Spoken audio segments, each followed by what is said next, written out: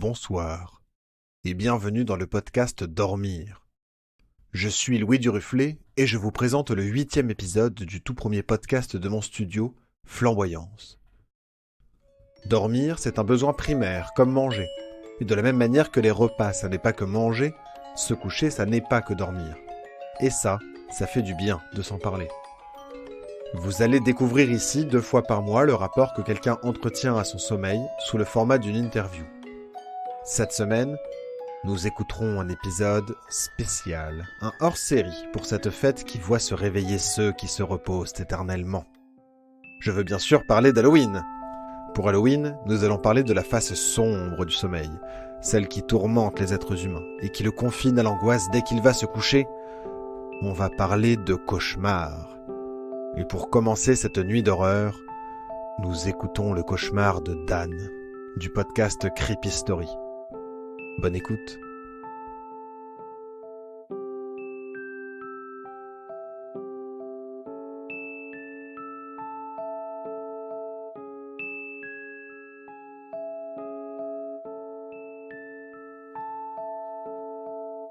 Cette histoire est pour toi.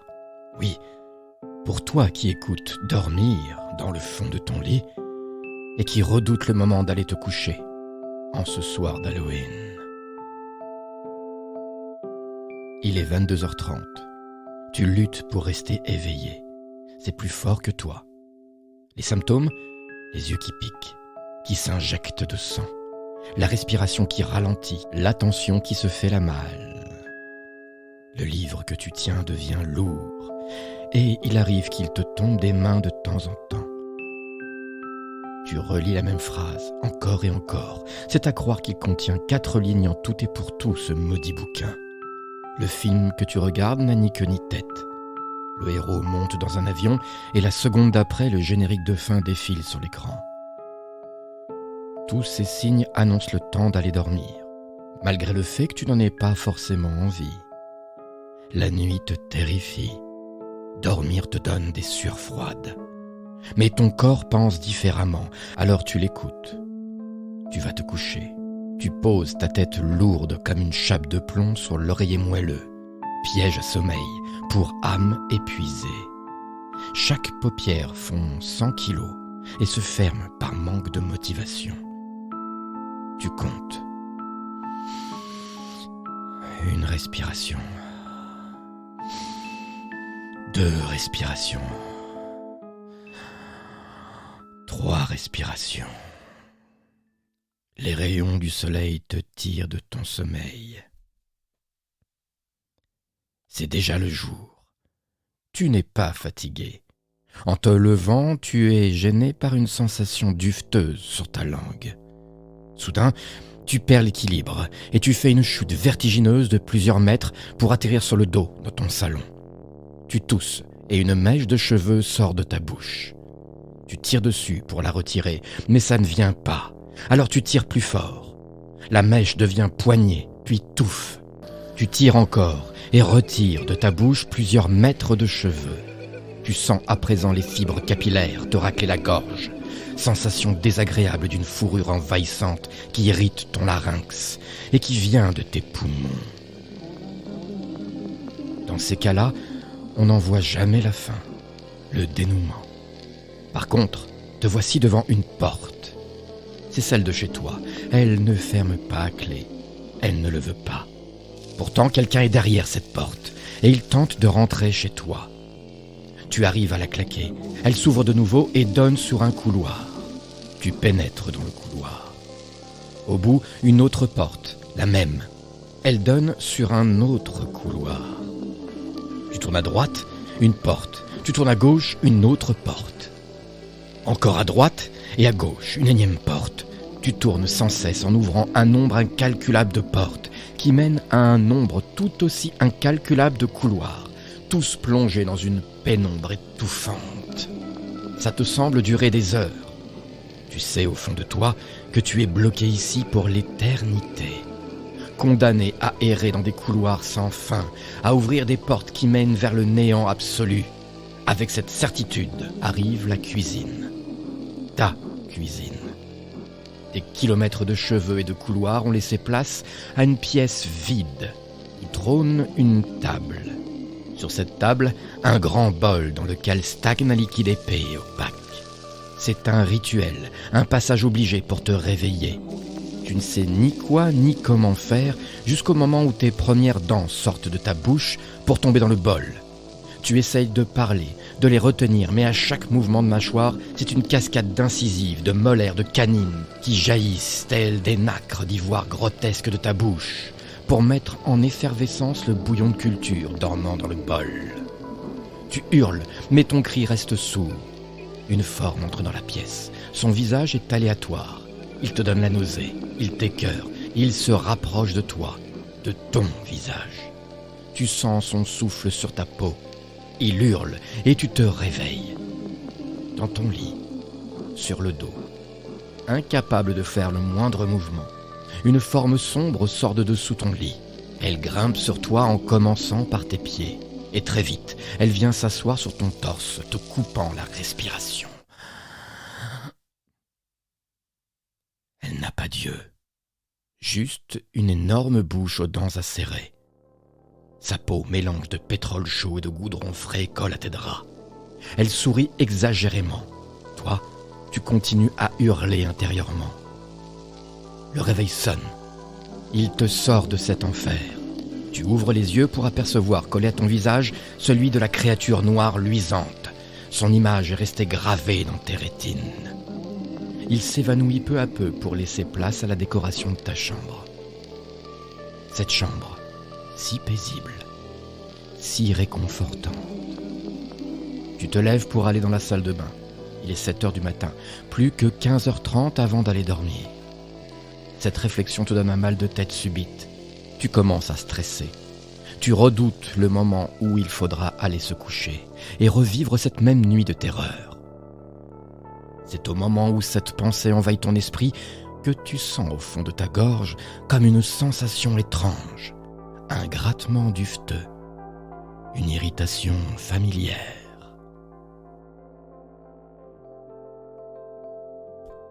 Merci à Dan de nous avoir révélé ce texte qu'il a écrit. En s'inspirant de ses cauchemars, bien évidemment.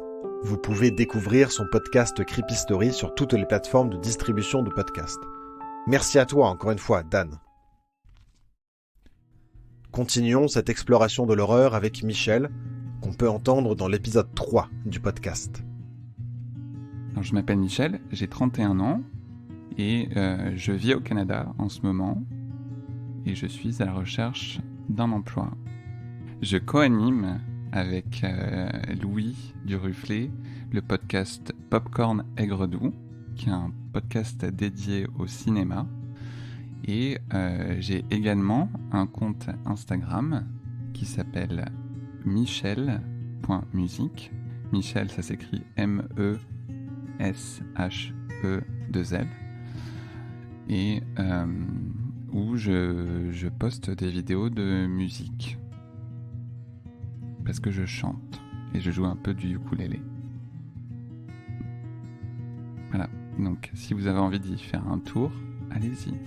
Je lui ai demandé de nous révéler les plus sombres cauchemars qu'il a eus, et en particulier ceux dont il n'en parle pas dans son épisode dédié. Il a choisi de commencer par le dernier cauchemar qu'il a fait.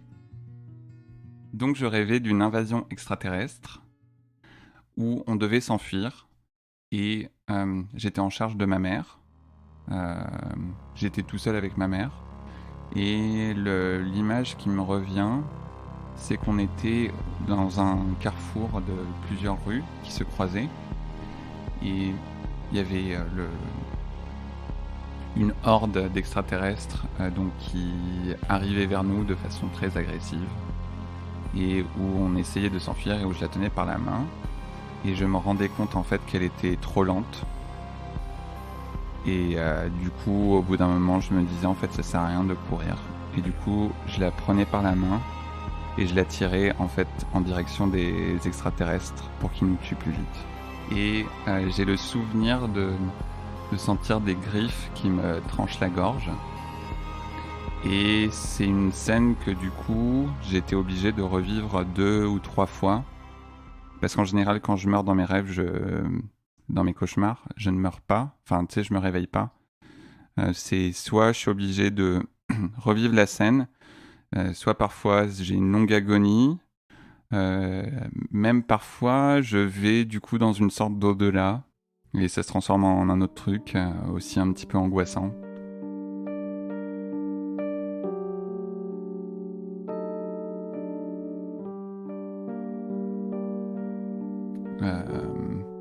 Je me souviens d'un cauchemar que j'ai fait quand j'avais 12-13 ans, où j'enchaînais genre 4 ou 5 morts différentes. Et la plus angoissante, j'étais dans une espèce de parking et le sol se mettait à m'absorber. Et en fait, c'était comme si je me retrouvais dans une mer, dans un océan complètement sombre, un océan de ténèbres, et je me noyais dedans. Et je me souviens que c'était très long. Et en fait, à chaque fois que je mourais, en fait, je passais d'une scène à une autre. Je me souviens d'avoir rêvé d'une espèce de tsunami de lave qui s'abattait sur la ville et qui du coup me prenait dans sa vague et me sentir brûler dans les vagues de lave. Je me souviens de ce cauchemar où il y avait une araignée géante qui descendait sur moi et qui me parlait, mais tu sais, elle descendait de son fil du plafond. Mais quand je dis elle est géante, c'est genre elle prenait la taille de toute la pièce. Et elle descendait vers moi en me disant des trucs je vais te tuer, tu vas mourir, ça ne te fera pas trop mal, mais ce sera lent. Et c'est juste le souvenir de ça qui descendait sur moi, et où en fait c'était super long.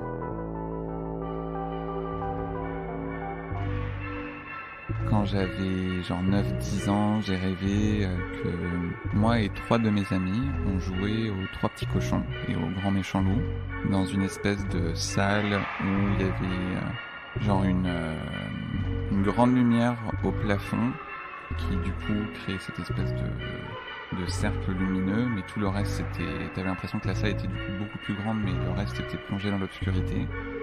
Où genre les 3 petits cochons, ils dansaient en ronde et puis tu sais, dire ah nous sommes les 3 petits cochons, genre je vais bâtir ma maison, il faut faire attention au loup. Et le loup pendant ce temps-là essayait de nous attraper. Et à un moment, je me suis fait attraper par le loup, qui était donc joué par un de mes amis. Donc il n'avait pas l'apparence d'un loup, hein. Il avait l'apparence de mon copain de quand j'étais en CM1, CM2. Et qui du coup me plaquait au sol pendant que les 2 autres hurlaient. Et du coup il me déchirait le ventre et il sortait mes entrailles, tu sais, en les prenant vraiment plein dans les mains. Et puis ensuite il se mettait à mordiller, à mordre, tu sais, dans mes boyaux, mais genre pas pour les manger, juste pour les mordre. Et je me souviens qu'il y avait beaucoup de sang et que j'hurlais, que j'avais vraiment la douleur et que ça durait très longtemps et que je ne mourrais pas. Puis en fait, les rêves de mort comme ça a commencé assez jeune chez moi. Je me souviens que dès l'école primaire, même genre juste après la maternelle, l'enfant traumatisé est...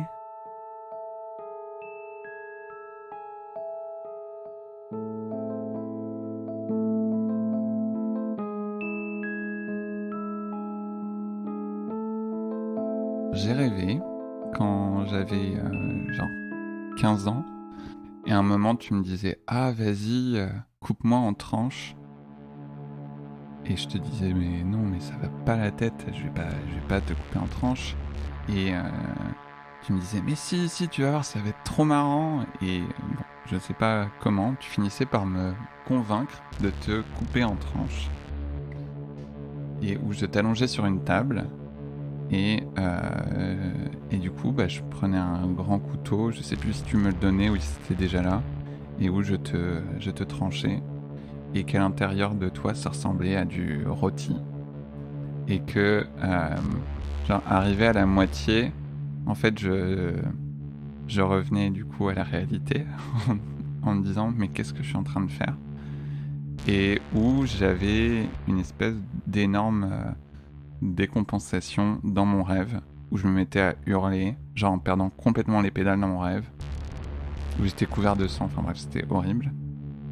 Et où à la fin tu réapparaissais et tu me disais qu'en fait tout ça, ça avait été une blague, ça avait été un tour que tu m'avais joué, et que tout le monde m'entourait en se moquant de moi, mais de façon genre hyper diabolique. C'est un peu à la Carrie.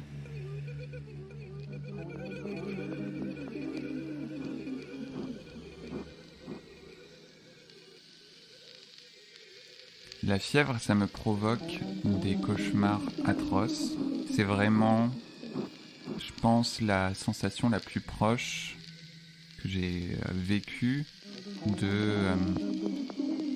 d'un moment où tu perds complètement le contrôle sur ta raison et sur ton esprit. C'est-à-dire que plus rien n'a de sens, et même si je m'en rends compte, j'ai plus aucune prise avec la réalité. Donc, c'est souvent des scénarios grotesques, je veux dire même complètement absurdes. Un qui m'avait marqué, c'était celui où j'étais dans mon lit et que j'essayais de dormir, et où, dès que je me laissais aller, je devenais quelqu'un d'autre. Et en fait, je me réveillais.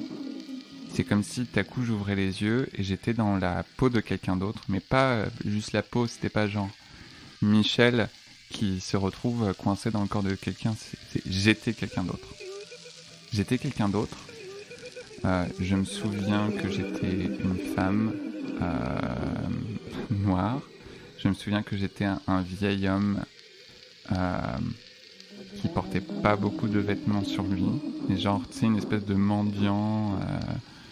Et genre, à ce moment-là, c'était un peu comme si j'étais eux, et que pendant un moment, ils avaient un peu rêvassé, mais que du coup, ils revenaient un peu à la réalité en se disant « Ah oui, non, en fait, voilà, c'est bon, je suis en train de faire ce que j'étais en train de faire, là, je sais pas pourquoi j'ai rêvassé. » Et dans ces moments-là, je sentais qu'en fait, mon identité, moi, Michel, genre, était en train de s'effacer, de s'anéantir, et du coup, c'était tout le temps suivi par cette vague d'angoisse du genre « Il faut que je me rappelle que je suis Michel, il faut que je me rappelle que je suis Michel. » Et souvent, du coup, j'arrivais à revenir un peu à moi-même, mais dès que je relâchais mon attention, je redevenais quelqu'un d'autre, tu sais, avec tout le temps cette peur de complètement disparaître.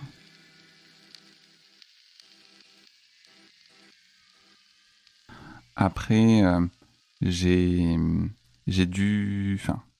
au cours de ma thérapie, parce que je fais de la thérapie depuis plusieurs années, un des sujets que j'ai abordé, c'est que je faisais beaucoup de cauchemars liés à l'abandon, où j'étais tout le temps dans des situations où on me laissait seul dans un endroit où je n'avais aucune marque et où j'avais aucun moyen de rentrer chez moi dans un endroit safe, enfin sécuritaire, et où je suis souvent envahi par une espèce d'énorme vague d'émotions de tristesse et de désespoir. Et donc forcément, le matin quand je me réveillais après ça, j'étais pas dans un très bon état mental. Et je pouvais voir le lien avec une rupture sentimentale que j'avais vécue, mais ça m'a duré longtemps, ça. J'ai continué à faire des rêves comme ça pendant 1 an et demi à 2 ans après. Quand j'étais petit, j'ai aussi rêvé que ma mère m'abandonnait à une... C'était quoi ? C'était une fée, mais c'était pas une vraie fée, parce qu'en fait, c'était une prostituée holographique qui avait l'apparence d'une fée.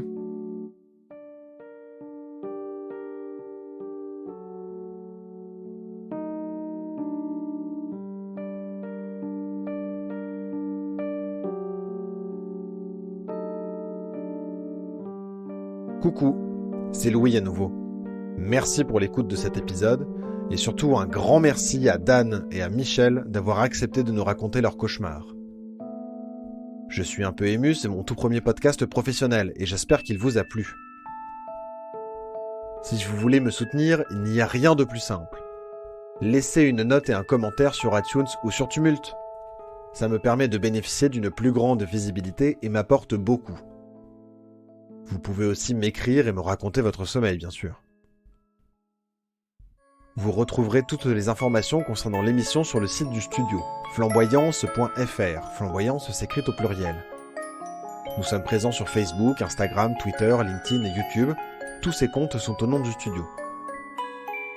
Si cet épisode vous a plu et que vous en voulez plus, faites-le moi savoir. Allez, bonne nuit maintenant. Et succombez à l'appel de vos angoisses nocturnes.